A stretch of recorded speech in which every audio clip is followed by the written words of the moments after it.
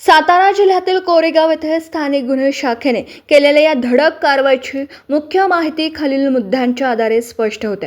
कारवाई आणि अटक ठिकाण कोरेगाव रहमतपूर रोडवरील सुभाषनगर येथील Shri Sai logistics and consultant LLP. विशेष म्हणजे हे कोरेगाव उपविभागीय पोलीस अधिकारी कार्यालयाच्या अवघ्या 100 मीटर अंतरावर सुरू होतं.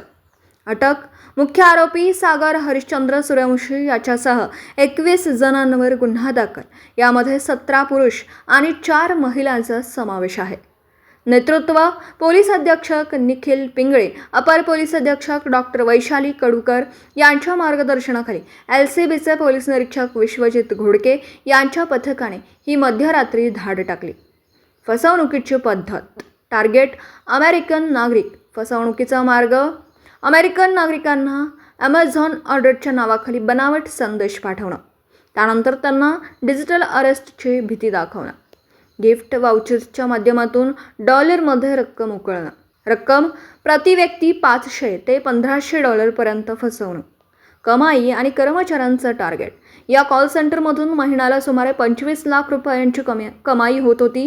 कर्मचाऱ्यांना दररोज किमान एका व्यक्तीला फसवण्याचं टार्गेट दिलं जायचं. टार्गेट पूर्ण केल्यास अतिरिक्त कमिशनही मिळायचं. ही टोळी दरवेळी नवीन जागा शोधून बोगस कॉल सेंटर सुरू करण्यात पटाईत होती. जप्त केलेला मुद्देमाल एकूण किंमत 35,34,490. पोलिसांनी छाप्यात खालील वस्तू आणि रोकड जप्त केली आहे. मुद्देमाल तपशील आणि संख्या. रोख रक्कम 21,78,000, laptop 19, iPhone 13, Samsung ultra mobile 4, इतर मोबाईल 6, इतर इलेक्ट्रॉनिक्स 1 LED TV, 4 राउटर आणि 2 DVR.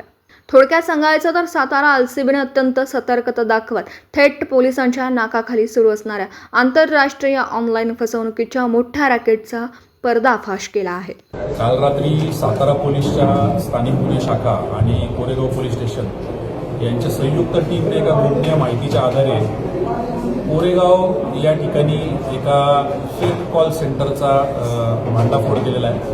21 तरुण आरोपी त्या ठिकाणी सापडलेले आहेत, जे प्राथमिकदृष्ट्या असं दिसतंय की अमेरिकन नागरिकांची फसवणूक आणि खंडणी उकळणे अशा प्रकारांमध्ये तिथं इन्व्हॉल्ड असल्याचं दिसलंय.